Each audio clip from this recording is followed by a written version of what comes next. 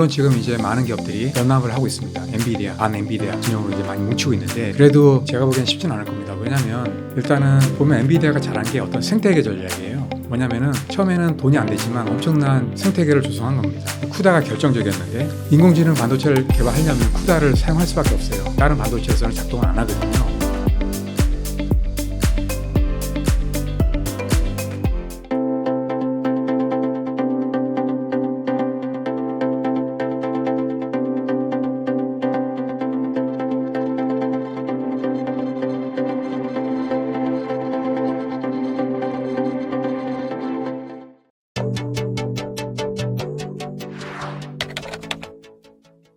예. 제가 보기에도 당분간은 알 것 같아요. 그게 아마 제가 보기에는 한 몇 년은 가지 않을까 이렇게 보고 있어요. 왜냐하면 엔비디아가 지금 보시면 이제 쿠다라는 어떤 생태계가 견고하기 때문에 이런 생태계를 깰 수 있는 기업이 아직까지는 없거든요. 물론 지금 이제 많은 기업들이 연합을 하고 있습니다. 엔비디아, 반 엔비디아 진영으로 이제 많이 뭉치고 있는데, 그래도 제가 보기엔 쉽지는 않을 겁니다. 왜냐하면 일단은 보면 엔비디아가 잘한 게 어떤 생태계 전략이에요. 뭐냐면은 처음에는 돈이 안 되지만 엄청난 생태계를 조성한 겁니다. 그 쿠다가 결정적이었는데, 인공지능 반도체를 개발하려면 쿠다를 사용할 수밖에 없어요. 다른 반도체에서는 작동을 안 하거든요. 하기 때문에 인공지능을 개발하기 위해서는 쿠다의 생태계에 들어와야 되거든요. 그런 전략을 잘 쓴 거예요. 그래서 보시면은 그 엔비디아가 그런 생태계 전략, 처음에는 돈이 안 되지만은 돈을 많이 이제 투자를 한 거죠.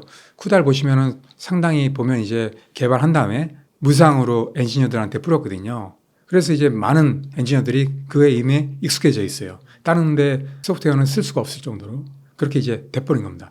예를 들면 이제 카카오도 마찬가지로 처음에는 돈이 안 되지만 무상으로 막 뿌렸잖아요. 그러면서 어떻습니까? 지금 95% 사람들이 거의 쓰고 있잖아요. 안 쓰면은 안 되는 그런 게 됐잖아요. 똑같은 거예요. 그래서 이런 식으로 생태계를 굳건하게 이제 갖췄기 때문에 다른 기업이 들어온다는 게 쉽지가 않습니다. 당분간. 물론 이제 언젠가는 그러한 생태계가 깨질 수는 있겠죠. 근데 이제 엔비디아가 또 잘하고 있는 게 뭐냐면 새로운 가속기를 상당히 빠른 시간에 내놓고 있습니다. 지금 보시면 최근에도 이제 루빈 발표했지 않습니까? 예전에는 그 주기가 2년이었어요. 근데 지금은 1년으로 빨라졌거든요. 그리고 또 엔비디아가 혁신을 상당히 잘하는데, 이게 뭐냐면 아무리 지금 잘 나가고 있는 제품이라도 또 새로운 제품을 내놓습니다. 일반 기업 같으면 이제 뭐 잘 팔리는데 굳이 뭐 또 새로 내놓을 필요가 있어 이렇게 생각할 수 있거든요. 근데 엔비디아는 그렇지 않습니다. 지금 잘 나가고 있지만 또 더 좋은 제품을 또 내놓습니다. 빠른 시간 내에. 그게 가능한 이유가 뭐냐면은 엔비디아 보시면 이제 이익률이 상당히 높아요. 보시면 많을 때는 70%가 넘거든요. 하다 보니까 재투자가 가능한 거예요. 그러니까 선순환이 이루어질 수가 있거든요. 그게 바로 엔비디아 전략입니다. 돈을 번 다음에 이걸 재투자하고, 그래서 또 돈을 법니다. 벌고 또 투자하고, 이런 식으로 이제 선순환이 이어질 수가 있는데, 그게 이제 가능할 수 있는 게 이제 이익률이 높기 때문에 가능할 수가 있는 거예요. 근데 다른 기업들은 지금 뭐 아무리 높은 이익률을 내는 기업이라도 50% 이상은 많지 않거든요. 기업들이, 반도체 기업. 뭐 삼성은 특히나 뭐 얼마 안 되고요. 하기 때문에 그런 선순환을 할 수 있는 기업이 없다는 거죠. 그래서 제가 보기에는 몇 년은 아마 갈 것 같아요. 그래서 아마 다른 기업들도 일부는 뭐 지금도 하고 있는데, 예를 들면 뭐 AMD 같은 기업은 하고는 있어요. 근데 이제 아직까지 많지 않다는 거죠. 주로 이제 엔비디아 GPU 구할 수 없는 기업들이 있죠. 어쩔 수 없이 AMD를 쓰는 그런 수준이거든요. 하기 때문에 제가 보기에는 몇 년간은 아마 갈 것 같아요. 주가도 마찬가지로 앞으로도 오를 가능성이 있고요. 그 다음에 또 봐야 되는 게, 인공지능 아까 말씀드린 대로 지금 이제 시작이라고요. 이제 초입이거든요. 그게 앞으로 계속 커진다는 거죠. 이게 아마 성장하는 속도가 더 빨라질 겁니다. 엄청나게 커지기 때문에 그러한 수혜를 받을 수밖에 없는, 그러한 상이 될 수밖에 없는 거죠. 그 다음에 또 엔비디아는 AI 서버 말고도 또 다른 데도 많이 하고 있어요. 그러니까 이 엔비디아가 보면 이제 플랫폼 전략인데, 지금 이제 플랫폼을 이제 AI 서버 쪽에 이제 만들었잖아요. 근데 지금 다른 쪽도 지금 거의 굳건하게 만들고 있는 데가 있어요. 예를 들면 이제 뭐냐면은 자율주행차, 이쪽에도 지금 보시면 중국 전기차 업체 이런 데는 다 엔비디아 걸 거의 쓰고 있거든요. 거의 70% 이상을 장을 하고 있어요. 이게 지금 매출은 얼마 안 됩니다. 근데 이게 3년, 5년 지나면은 매출이 엄청나게 커질 거란 얘기죠. 이런 식으로 또 다른 시장도 계속 하고 있기 때문에 제가 보기에는 이쪽 매출도 앞으로 커질 겁니다. 그리고 또 마찬가지로 보시면은 지금 많은 국가들이 인공지능 서버라든지 슈퍼컴퓨터 만들기 위해서 엄청난 투자를 하고 있어요. 전 세계 국가 다 하고 있습니다. 중동, 유럽, 그 다음에 아시아, 미국, 북미 이런 데 다 하고 있거든요. 하다 보니까 많은 국가들이 엔비디아 칩을 또 쓸 수밖에 없는 상황이 됐어요. 또 그걸 원하고요. 하기 때문에 지금 이제 하고 있기 때문에 아마 이쪽도 매출이 앞으로 계속 나올 겁니다. 또 마찬가지로 메타버스 이쪽도 하고 있잖아요. 이쪽도 지금 많은 기업들이 지금 들어와 있어요. 대기업도 지멘스라든지 많은 기업들이 지금 하고 있어요. 이게 또 나중에는 아마 또 매출이 상당히 발생하지 않을까. 그래서 옴니버스라고 하는데 이것도 아마 매출에 상당히 기여하지 않을까. 그 데이터 센터 쪽은 불과 뭐 3년, 5년 그쪽 전에는 거의 매출이 많지 않았거든요. 게임 쪽이 거의 메인이었거든요. 근데 지금 이제 데이터 센터 이쪽 AI 서버 쪽이 엄청나게 늘어난 거거든요. 이런 식으로 앞으로도 뭐 메타버스라든지 옴니버스라든지 자율주행이라든지 이쪽으로 계속 커진다는 얘기죠. 그러니까 제가 보기에는 엔비디아가 혁신적인 게 새로운 걸 자꾸 한다는 얘기예요. 그러면서 이제 매출이 이게 줄어든다 해도 다른 쪽에서 또 매출이 또 커버가 되는 거죠. 이런 식으로 계속 할 거기 때문에 제가 보기에는 그래서 그러한 엔비디아는 제가 보기에 칩 기업이 아닙니다. 반도체 기업이 아니에요, 더 이상. 제가 보기에는 뭐 인공지능 기업이나 아니면 뭐 플랫폼 기업이라고 봐야 되거든요. 하기 때문에 그런 엔비디아의 어떤 혁신적인 어떤 비즈니스 이런 게 앞으로도 계속 제가 그림을 좀 보여드릴게요. 네, 보시면은 지금 이제 그림인데요. 지금 요게 이제 보시면 TSMC가 중간에 있잖아요. 그러니까 엔비디아가 TSMC에 GPU를 위탁을 합니다. 생산을. 그러면 이제 TSMC가 만들어주죠. 그리고 또 마찬가지로 SK하이닉스가 HBM을 공급을 합니다. 엔비디아 이쪽에 이제 공급을 하면 TSMC가 HBM과 그 다음에 GPU를 가져다가 패키징을 합니다. 이렇게 이제 만들고 있거든요. 근데 지금 보시면은 삼성에서 이 생태계 안에 들어오려고 하는 거거든요. 그래서 최근에 보시면 뭐 관련 문제 때문에 지금 뭐 승인이 안 났는데 이것도 아마 조만간에 될 것 같아요. 왜냐하면 이제 엔비디아가 지금 삼성을 필요로 합니다. 그래서 아마 제가 보기에는 아마 하반기에는 되지 않을까 이렇게 기대를 하고 있는데요. 그렇게 들어오면 이제 삼성과 SK하이닉스에서 같이 이제 하게 되는 거죠. 그래서 엔비디아 입장에서도 왜냐하면 SK하이닉스에서 물량을 받기에는 너무 부족해요. 왜냐하면 이제 시장이 커지기 때문에 삼성한테 더 많이 또 받아야 되거든요. 그래서 보시면은 삼성이 또 보시면은 물량이 더 많아요. SK보다. 하기 때문에 이런 어떤 물량을 커버하기 위해서는 삼성이 그만큼 해줘야 됩니다. 하기 때문에 엔비디아 입장에서도 삼성이 무지하게 필요한 입장이거든요. 그래서 아마 빠른 시간 내에 엔비디아도 노력을 하지 않을까 이렇게 생각을 하고 있는 거고요. 그래서 제가 보기에는 SK하이닉스가 유리할 수밖에 없죠. 왜냐하면 이제 SK하이닉스가 HBM 쪽에 신경을 많이 썼잖아요. 개발도 오랫동안 해오고. 그래서 이제 이미 이제 HBM3부터는 이제 선점을 했다고요. 하기 때문에 엔비디아에서 아마 쉽게 바꾸지는 않을 겁니다. 계속 쓰던데 써야 되는 입장이기 때문에 아마 SK하이닉스를 계속 쓸 겁니다. 이제 삼성이 이제 승인이 되면 아마 HBM3E가 이제 납품이 조만간 되겠죠. 근데 이제 금방 아마 물량이 늘어나지는 않을 겁니다. 엔비디아 입장에서도 검증을 또 해야 되기 때문에 아마 물량을 조금씩 늘릴 겁니다. 그래서 시간이 좀 걸려요. 아마 비슷한 수준에 이제 맞춘다 그러면 아마 시간이 몇 년은 걸릴 겁니다. 이런 식으로 이제 맞춰가거든요. 그런 걸 본다 그러면 SK하이닉스가 상당히 앞으로도 몇 년간은 유리하다 이렇게 보고 있습니다. 근데 장기적으로 뭐 5년 이상 본다 그러면 제가 보기에는 삼성이 더 유리하지 않을까 이렇게 이제 생각하고 있는데 그 이유가 있어요. 기본적으로 보시면 이제 삼성이 더 물량이 많습니다. 그 다음에 또 삼성도 SK하이닉스에 비해서 기술이 딸리는 게 아니거든요. 늦게 시작한 것 뿐이거든요. 하기 때문에 또 삼성은 또 물량도 많고 그다음에 또 자본력도 있잖아요. 하기 때문에 유리한 면이 있고요. 또 봐야 되는 게 삼성은 IDM 기업이죠. 하다 보니까 삼성 같은 경우에는 그 엔비디아의 GPU도 위탁 생산할 수가 있어요. 예. 왜냐하면 이제 3나노 반도체 파운드리도 하고 있고 2나노 반도체도 내년부터 할 거니까 할 수가 있어요. 근데 이제 SK하이닉스는 파운드리 사업을 하고 있지만 이게 이제 8인치 공정입니다. 지금 뭐 SK하이닉스 시스템 IC라든지 SK 키파운드리 이게 있거든요. 이게 8인치입니다. 하기 때문에 7나노 언더 공정 못 해요. 8인치이기 때문에. 그래서 할 수 없어가지고 이제 엔비디아랑 협업을 맺은 거거든요. 그리고 또 마찬가지로 이 패키징 있지 않습니까? 이것도 이제 마찬가지로 TSMC가 가장 잘하고 그다음에 이제 삼성이 잘합니다. 최근에 많이 이제 능력을 많이 끌어올렸거든요. 그래서 최근에 보시면 이제 패키징이 상당히 중요해졌어요.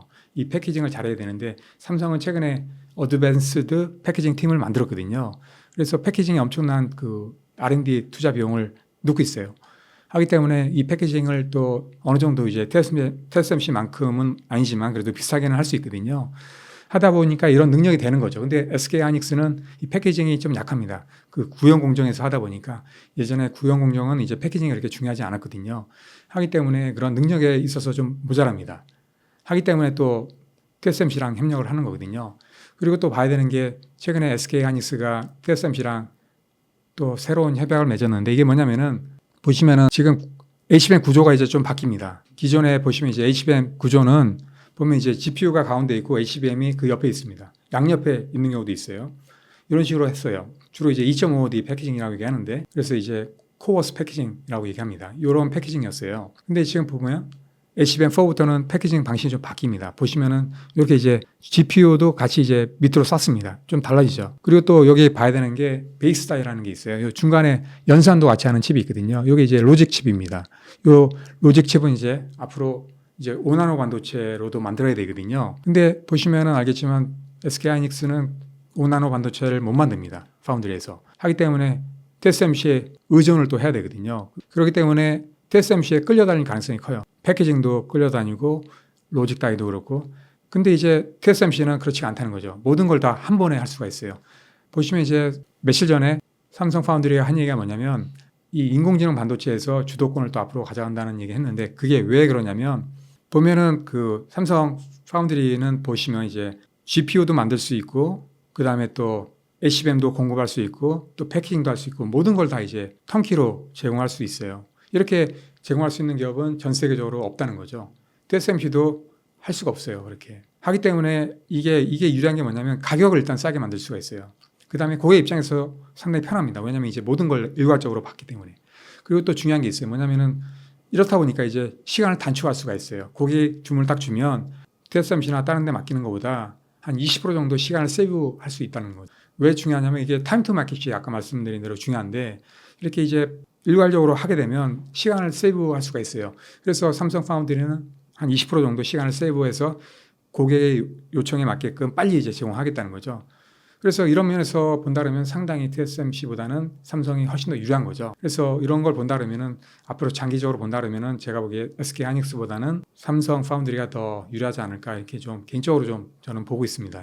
예, 뭐 물론 이제 지금 얼마 안 됩니다. 그 마켓 시어가 지금 불과 10%도 안 될 정도로 얼마 안 됩니다. 근데 이제 마이크론도 나름대로 지금 뭐 30%까지 마켓 시어를 가져가겠다 이렇게 발표를 했긴 하거든요. 근데 그게 과연 잘 될까 그런 의문도 있긴 해요. 왜냐하면 기본적으로 마이크론은 일단은 삼성이나 SK보다는 물량이 또 할 수 있는 게 많지가 않습니다. 아직까지는. 물론 이제 미국에서도 많은 지원을 하겠지만은, 그리고 또 기술적으로도 제가 보기에는 좀 아직까지 안정이 안 돼 있어요. 수율도 그렇고. 근데 이제 삼성이라든지 SK 하이닉스는 아무래도 좀 시작한 게 이제 마이크론보다 먼저 또 시작을 했기 때문에 기술적으로 좀 앞서 있다고 보거든요. 그래서 그런 걸 본다 그러면은 아무래도 한국 기업들이 더 유리하지 않을까 이렇게 이제 개인적으로 보고 있는데요. 그리고 또 나중에 또 보면 이게 또 D램 같은 경우도 보시면은 이게 HBM이 이렇게 쌓는 거잖아요. 근데 보시면은 여기 이제 나중에 가게 되면 또 아마 EUV 공정을 쓸 가능성이 있거든요. 근데 보시면 마이크론은 EUV 공정을 아직 도입을 안 하고 있어요. 이제 막 도입한다는 얘기를 하고 있거든요. 그렇게 되면 이제 아무래도 나중에는 이제 EUV 공정을 써야 되는데, 마이크론이 과연 지금 이미 이제 삼성 같은 경우에는 쓴 지가 꽤 됐잖아요. 어느 정도 이제 노하우도 쌓이고 그 다음에 기술도 많이 쌓아놨다고요. 하기 때문에 이런 면에서 경쟁이 과연 나중에 될까라는 생각을 좀 가지는 거죠. 그래서 제가 보기에는 한국 기업들이 더 마이크론보다는 더 많이 가져가지 않을까. 제가 보기에는 한 80% 정도 이상 가져가지 않을까 이렇게 개인적으로 좀 보고 있습니다. 어떤 게 쓰일지는 아직 가봐야 아는데요. 기본적으로 지금 일단 HBM에서 나아가는 건 뭐냐면 일단 층수를 계속 높이는 겁니다. 그래서 지금 이제 나온 게 12단까지 나오지 않습니까? 이게 16단 이렇게 갈 겁니다. 또 더 높아지겠죠. 계속 이런 식으로 아마 갈 가능성이 커요. 예, 그리고 또 이 HBM이 지금은 뭐 가속기에 많이 쓰이지만 이게 이제 가속기에만 쓰이지 않거든요. 나중에 보시면 이제 자율주행차라든지 이쪽에도 쓰입니다. 그러니까 이게 자율주행도 마찬가지로 인공지능이거든요. 그래서 뭐 인공지능 반도체에 쓰이는 데는 HBM이 아마 많이 쓸 겁니다. 앞으로도. 예. 그리고 만약에 이게 나중에 진짜로 간다 그러면 바뀔 가능성도 있죠. 그게 아마 바뀐다 그러면 제가 보기에는 아마 그 학습 쪽에는 아마 HBM이라든지 GPU 이런 식으로 갈 가능성도 있고요. 그 다음에 추론 쪽은 아무래도 NPU로 갈 가능성이 있어요. 예, NPU로. 왜냐하면 이제 그 학습 쪽은 아무래도 GPU가 좀 맞는 면이 있거든요. 근데 이제 추론 쪽은 아무래도 좀 가격이 너무 비싸요. 사용하기에는. 그 다음에 또 전력 소모가 너무 커요. 그 다음에 또 크기도 너무 커요. GPU는. 왜냐하면 이제 GPU 같은 경우에는 인공지능에 맞게끔 개발된 반도체가 아니에요. 원래 GPU 개발된 목적은 뭐냐면 그래픽 처리 장치거든요. 그래픽을 처리하기 위해서 이제 만든 거예요. 거기에 맞게끔 이제 제조가 된 거거든요. 근데 우연찮게 이제 이게 인공지능에 맞은 거죠. 그래서 NPU는 뭐냐면 이제 인공지능에 맞게끔 개발된 그런 반도체거든요. 하다 보니까 상당히 전력 소모가 적습니다. 그 다음에 크기도 작고요. 그 다음에 가격도 상당히 저렴합니다. 그런 메리트가 있기 때문에 아마 추론 쪽으로 가게 되면 NPU가 대체될 가능성이 있어요. 근데 언제가 될지 모르겠어요. 근데 이제 가능성은 있다. 이렇게 보고 있고, 또 NPU가 또 이제 좋은 게 뭐냐면 그 NPU 같은 경우에는 이제 이 인공지능 서버 쪽에도 쓰일 수 있지만 또 온 디바이스 AI 쪽에도 쓸 수가 있거든요. 최근에 보시면은 스마트폰은 다 이제 NPU가 탑재가 됩니다. 그러면 인공지능 기능이 이제 탑재가 되는 거거든요. 그 안에 다 NPU가 들어갑니다. 또 마찬가지로 최근에 보시면 알겠지만 PC도 지금 인공지능 PC가 나오고 있잖아요. 코파일럿 플러스 PC라든지 이런 PC들이 다 이제 인공지능입니다. 그래서 온디바이스 AI거든요. 이런 데도 다 NPU가 탑재가 돼야 되거든요. 하기 때문에 시장 자체는 NPU가 앞으로 상당히 커질 겁니다. 그래서 그렇게 커질 거고요. 또 나중에는 인공지능 반도체가 실제로 AGI 반도체, 우리가 말하는 뉴로모픽 반도체라고 얘기하는데 이런 반도체로 돼야 됩니다. 지금 보시면 이제 그 시스템 반도체하고 그 다음에 메모리 반도체가 이렇게 따로 이렇게 나눠 있잖아요. 지금 보시면 그죠? GPU랑 HBM이 이렇게 나눠 있잖아요. 그걸 이제 패키징 해가지고 이제 모으는 거잖아요. 근데 그렇게 안 하고 이제 하나의 칩에서 시스템 반도체와 메모리 반도체가 동시에 동작을 한다는 거죠. 하나의 칩에서. 그게 왜 중요하냐면 이렇게 이제 나눠 있는 구조가 되면 뭐냐면 이제 시스템 반도체랑 메모리 반도체가 통신합니다. 하게 되면 이제 병목 현상이라든지 또 전력 소모라든지 또 성능의 어떤 문제라든지 이런 게 이제 발생할 수가 있어요. 그러니까 여러 가지 이제 문제가 있는 거죠. 이게 왜냐면 이제 일단 빠르지가 않아요. 왜냐면 이제 통신해야 되기 때문에. 근데 하나의 칩에서 연산도 하고 메모리 기능도 한다면 이게 빠르게 할 수가 있겠죠. 그러니까 앞으로 휴머노이드 로봇 된다면 이게 이제 AGI가 되려면 이렇게 이제 뉴로모픽 반도체가 나와야 됩니다. 동시에 할 수 있는 반도체가. 또 마찬가지로 자율주행도 5단계가 되려면 이런 뉴로모픽 반도체가 개발이 돼야 됩니다. 그래야지 이제 자율주행차가 가다가 갑자기 어떤 사물이 뛰어들면 바로 또 판단해가지고 이제 세워야 되잖아요. 이런 걸 바로 판단을 해가지고 이제 할 수가 있어요. 동시에 하나의 칩에서. 하기 때문에 나중에는 이제 뉴로모픽 반도체 칩이 나와야 됩니다. 지금 많은 기업들이 또 하고 있어요. 삼성이라든지 뭐 인텔이라든지 이런 기업들도 하고 있습니다.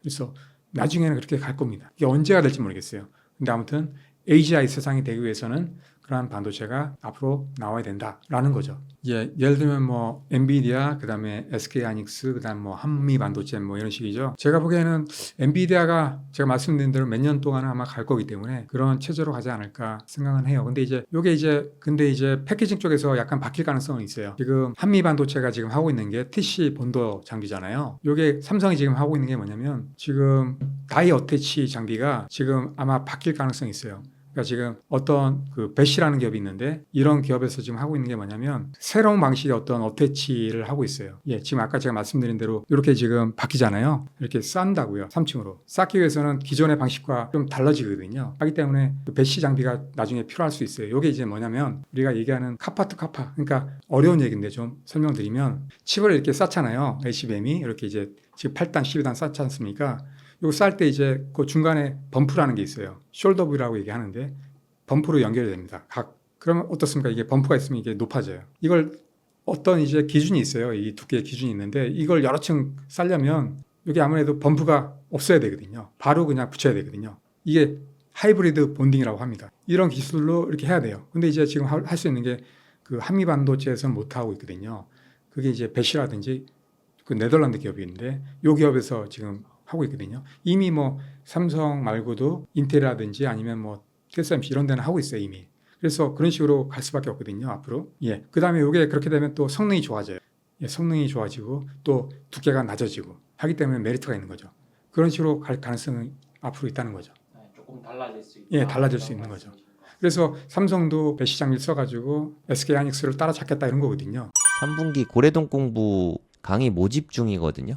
네이버에 고래동 공부 치면 저희 홈페이지가 있어요. 여기서 7, 8, 9월 고래동 공부 3개월 동안 같이 하는 프로그램인데 심정석 소장님 보너스 강의가 추가가 됐습니다. 저희는 정말 많은 걸 다루거든요. 물론 코인도 강의하죠.